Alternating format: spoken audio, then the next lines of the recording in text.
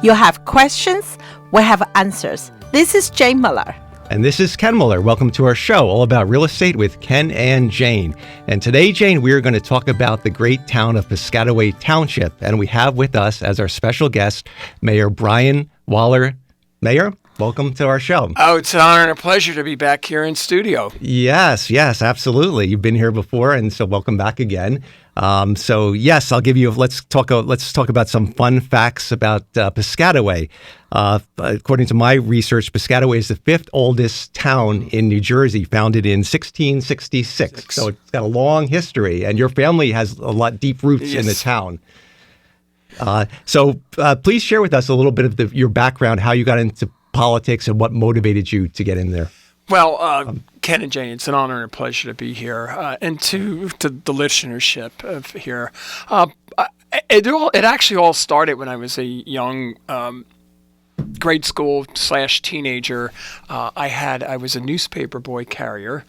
I delivered the afternoon papers for the home news, and I had over 100 homes in that area, Piscataway off of Morris Avenue, and that's how I got to know a lot of people there. So they always relied on me to be dropping the afternoon newspaper, and I know in this day and age with everybody walking around with an iPhone or an iPad or anything like that, well, what do you mean an afternoon newspaper? But don't forget, back in the 60s, from the 40s on up until, say, the 80s, they have two papers a day, the morning edition and the afternoon edition. So that's how I got to know a lot of the residents, and then one thing led to another. I ended up working for Congressman Patton at the time, who represented Middlesex County down in Washington. I was his congressional page, and then I ended up working for the Speaker of the House at the time, Tip O'Neill, for about 18 months. And then I came back to Piscataway to go to school at Rutgers University, graduated, and the rest is history. Wow. That's all Jersey roots right in Piscataway. So that's a great story, how of your success and development. Now, were you a council person? Yes, I was involved in a lot of the other boards and commissions. At that time, it was Mayor Ted Light, who, ironically, when I was in fifth grade, I remember this distinctly, and I always kid him about it, that I told him at that time he came to speak as like a civics day in class, and I said, Mayor, I'm going to be up on a dais with you one day, or I might be mayor. And then lo and behold, I think it was like 20 plus years later, I got elected to the town council, and my seat was right next to Mayor Light, who was still the mayor. And I told him, I said, see, I told you I was going to get up there one of these days. Yeah. So it was kind of funny. So he was proud to see you coming next to him. Absolutely. Yeah. So you've been the mayor for quite a while Almost now. 24 years. 24 wow, years. That's a long time. So I guess you were the mayor. We originally resided in Piscataway. I had a townhouse. So when I bought the townhouse, it was, I think, 2002. So you were definitely the mayor. Yeah, you were my mayor for Well, I do now have some gray hair. I didn't have any before I got mayor, but I would never blame that on the residents. Right. Right. Hopefully we didn't give you any gray hair that time. Yeah. I think it's mostly my kids. Oh, that's right. The kids, certainly, right. Certainly, especially if you have daughters. They tend to give you more gray quicker than the especially if you're marrying them off. So. That's right. Yeah, absolutely. So how would you describe, has your leadership and approach changed since the beginning of the time you're mayor to now? Have you changed? Government at the local level really has evolved. When I was first elected mayor in the 2000s, we were at the start of the dot-com bust. And we were really trying to rethink how business model was going to be working in Piscataway Township, because predominantly, and we still are a telecommunications hub in the state of New Jersey, IT is very big and within our for the economic base. We had at over probably anywhere from 35 to 40,000 telecommunication workers coming into Piscataway every day. Right. So it almost doubled our daytime population. So what happened was, in the dot-com bust, there was a lot of shedding of jobs, and you also had the advent of innovation technology, which you didn't need a lot of people anymore as things progressed over time through technology improvements. The footprint of IT in Piscataway Township as a business model started to shrink. And so what do you do with these large office complexes? And Piscataway is no different. This is all happening up and down the 287 corridor, Right. as both you and Jane know. So we really started to think, what is the business model going to be? So it was sort of a struggle at first, but then we sat down and said, hey, listen, what are our key attributes? One is location. The other one is that we have availability of a triple redundancy of power coming into our town because of all the telecommunication businesses or affiliates of the thing. And then we had availability of water. So when you have telecommunications, you need a lot of water. And you're saying, well, Mayor, what do you need a lot of water for? It's because you're cooling these buildings down, especially if you have data centers. Right. So that sort of percolated in the early 2000s, and then we, obviously you had the crash after, right before 2008, and there was reciprocal downturns. So at each downturn, we just redefine our mission. So now we're predominantly still a telecommunications town, but we're home of several of the largest data centers in the United States. And now we're making a very big push to piggyback off that with AI. So, which AI and data centers have a lot in common. You have to have triple redundancy of power. You have to have a lot of water. They also like the fact that we have relatively inexpensive sewer rates. And you're saying, well, what does sewer have to do with telecommunications? Because they're discharging water because of the cooling systems. Because of the cooling towers on the roof, right? Because I was in the consulting field, and you speak about telecommunications, and it's good that Piscataway, those facilities are not in a flood zone. Because I remember way back in 2000, I was in the consulting field, in the environmental field, and that's when Tropical Storm Floyd affected AT&T. They had a telecommunications center in North Jersey and they had all their equipment in the basement, and the basement had 4 feet which is not water. A good thing. So the lessons learned from that, or from the experience, are that you have to. They cost them millions and millions of dollars in damage to all the equipment. So. Well, and I don't mean to go back 20 years, but what really started it is when the Congress passed the Oxley-Sarbanes Act, requiring brokerage houses and banks to have recovery sites. So now you had large entities looking for recovery sites for business purposes to store their information. And Piscataway in the tri-state region kept coming up as a place to locate it. And I hate to say it, during the very bad storm of Hurricane Sandy, our recovery sites were the only one that were high and dry in the tri-state region. Wow. And so that now added more, but unfortunately for security purposes, they don't like telling there's recovery sites and this, that, and the other thing, even though I'm speaking about it on the radio. Yeah. But, the bottom line is, so it gets very hard to try to market that niche market. But the folks that are the large players in that entity and that technology, they all know who has the availability of power, who has the low sewer rates. So they all know through the grapevine. It's not like you have to have a marketing book and go out there. But now, with the advent of AI, this is like a whole new separate thing that's going to take off very shortly than what's happening right now, and that's why we're well positioned, Piscataway Township, to take advantage of that business model too. That's really interesting. Yeah, and I have a city question. Sure. You said they use a lot of water. What kind of water from the? Well, in our case, so our water purveyor is New Jersey American Water, and in this area, it actually comes out of the Raritan River.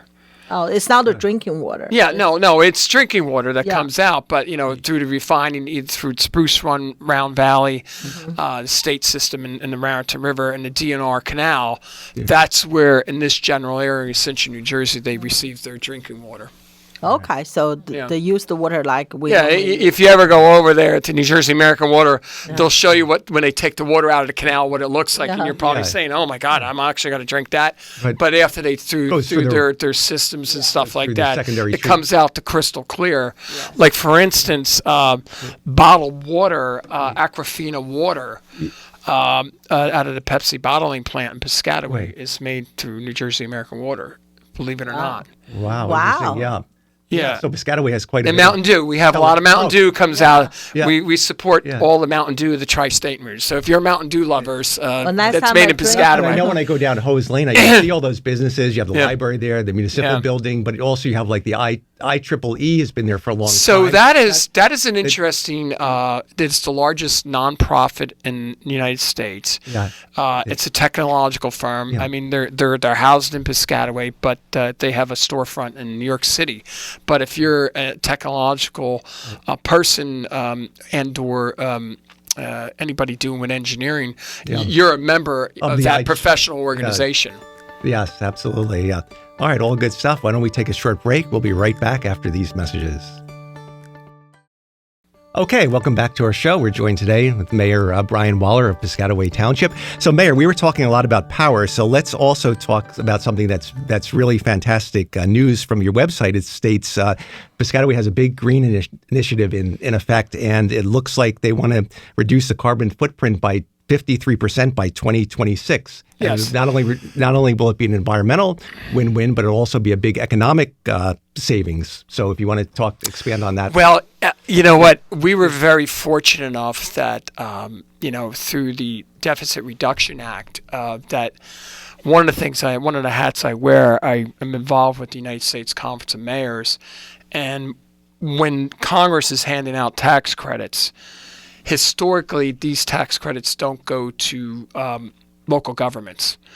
So what we argued when they were talking about doing this Deficit Reduction Act, that in order for cities and towns to take advantage of the tax credits, the laws needed to be changed. So we did have an inability. We spoke with Senator Booker, spoke with Congressman Pallone, members of the delegation. We had roundtable meetings with different senators from around the country.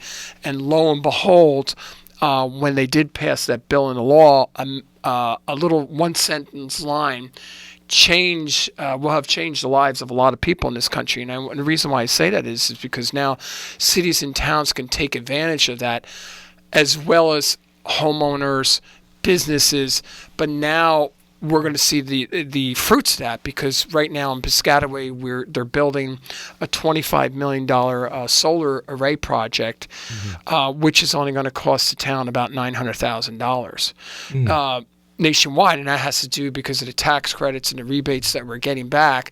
It's going to account for about almost 45% of our daily usage every day of government facilities, and that included retrofitting all of our HVAC systems, lighting, everything. So it's all encompassing. So I've been trying to recommend to all my fellow mayors around the state, take advantage of the program while it's out there, because some other state or other towns outside of our state is going to take advantage of it. Right. So that, in effect, will enable you to reduce the costs, because you'll be running on Exactly. the solar.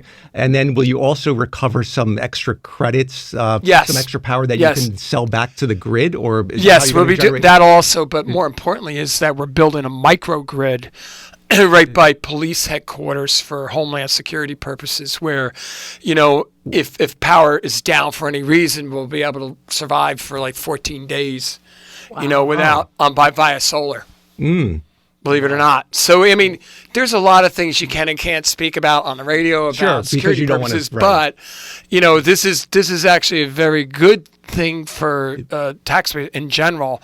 And like, for instance, when you spoke very briefly about the community center, that was built without tax dollars. That was through economic development in our community. We were able to build that. And now we have approximately 13,000 members of that Piscataway Community Center. 13,000. So It's the that's second really largest good, Y branch in the state because now. the population of Piscataway, from what I'm reading, is about 52,000. Yeah, Or we're that was up, the last census- 63, Maybe, I'm sorry, 63. Right. So that's a good representation. That's a good chunk. That's a good chunk. It's like 20% are members, Wow. which is really that's Very pretty- popular building in That, Piscataway. and that's right on Hose Lane. Hose right? Lane. And across from the other side of the municipal building, I think. So it's basically our civic area. We have our library, we have our Right. senior housing, we have our community center, and then the other side of the street we have our rest of our government facilities, public works, town hall, and the PD. But it's all going to coincide, because where the old AT&T building is right now, that is going to be our downtown center. Piscataway being well over 350 years old, we never had a true downtown area. And so there's going to be a mixed-use development in there. There's going to be about 1,000 units, all different housing stocks, from age-restricted housing to single-family homes to market-rate rentals to for ownership condos. There'll be restaurants there. There will be some other personal uses. We're looking to have another small niche supermarket come in there.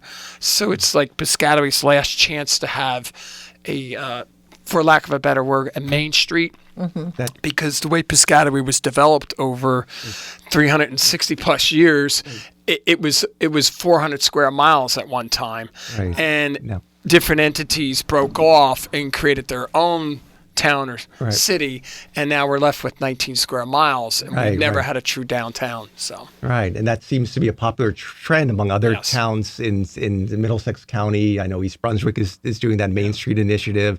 Woodbridge has done it, so it's good to have a town center for the residents to get that city feel. These things. And we're also repurposing other buildings out there. For instance, the big tower that's on Hose Lane, the old AT&T building, that's going to be condos with a restaurant on top of the roof.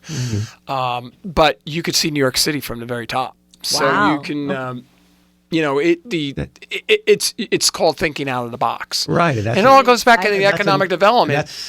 The days of mayors and council members alike throughout this New Jersey have to really reinvent everything, because technology is moving so quickly and business models are going by the wayside from what you thought would be 10 years ago are now non-existent. So you really have to be open-minded to a lot of things. Like I know a lot of towns are concentrating on movie studios, because with the advent of streaming services and things like that. So you really got to think out the box. And that's what's been very challenging as a government official, to do that. And, because you can't wave a magic wand. Right. And especially with offices, that's just a nationwide challenge. You see that in New York City and California. Look at what's going on in the larger cities, which typically is a large economic generator for the tri-state region.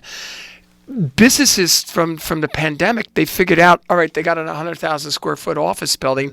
They're now finding out, hey, maybe I can get away with 15,000 and have people work from home and part come in the office. And that is a challenge, a footprint that cities and towns that are relying on that tax revenue that they're not necessarily going to have coming in. And then you have to do a whole cost analysis. Can you retrofit that building? Because it's not as simple as taking an office building and convert it to residential. You have to look at the infrastructure of the building and the lighting and the whole pinning. You may have to pin the building for extra foundation supports. I know in New York they're wrestling with a lot of issues. So and that leads into another question, because there's been a little bit of criticism, not just in Piscataway, but in the central New Jersey region, because about logistics buildings. One of the things is that during the pandemic, one of the two major highlights of towns that had them were data centers and logistics centers. Because those were the stars in the economy, believe it or not, during the pandemic.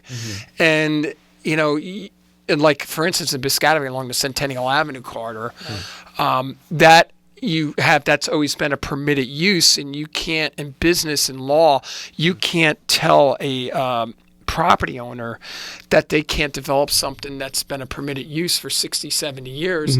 If you're doing that, you're doing adverse condemnation, which the town will end up buying the property. And I would never advocate for buying very valuable real estate market. And I know this is like a real estate program, but that's something that you need to think out of the box. Like, hey, is this a business model that fits? But then again, if it was a permitted use for 60 years and you're telling folks they can't do it, no judge in the state of New Jersey is going to let a town do that. You're buying the property. Sure. Interesting. So let's talk about another very exciting thing in Piscataway, the Rutgers, the football stadium, which is a big draw, and it also a win-win economic benefit for the town, and also having Rutgers there for you guys, the Scarlet Knights. Well, the university as a whole, we have about 1,000 residents that are employed by the university. They have a very large footprint in Piscataway Township. They own just shy of 4 square miles. Piscataway's 19 square miles, so due to math, they're almost up to 20% of the town that they own. Sure. So when they sneeze, we catch a cold. So, Right. but we're trying to work more closely. We're very interested to see who's going to be the new university president. Yeah.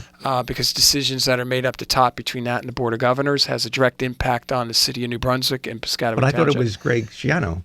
No, Greg's content. Greg's a Piscataway resident. Yeah, He's content just focusing on football. They're doing pretty well so far. Yes, so they are, yeah, and it's a pleasant pursuit. And I got to tell you, PR-wise, we couldn't pay enough money being on the Big Ten network, because then it says live from Piscataway. Yes. PR won't. Yeah. It's invaluable. So yeah. That's actually, it's very interesting with the university and the Big Ten now.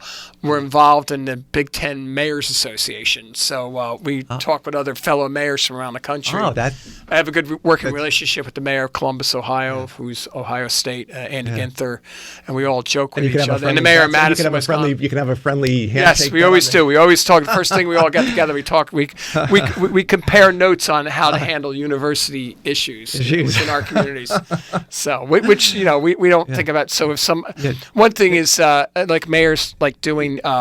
There's no such thing as trademark secrets. So if another mayor has figured out a problem and does it, has solved it, it's okay to borrow the problem and then take credit for it. Oh.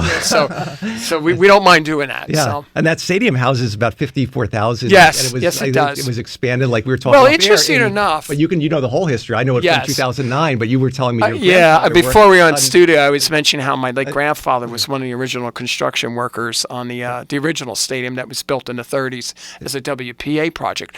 But when the university did the expansion back in the early 90s, one of the things that they did smartly, engineering-wise, that was engineered was to eventually, if they ever wanted to expand the upper decks, they can. So it could, in theory, expand up to probably 70,000 seats. Wow. Or more, because the way they did the engineering design of it. So it can support that added structure. I mean, the university's not there yet. I don't know if it'll ever happen, but, one never knows. Yeah. But, we do work closely with the university. But it's a great economic win, like we were talking off the air about for the township, because when you get the revenue. Hotel revenue. Local vendors. Hotel tax, the restaurants.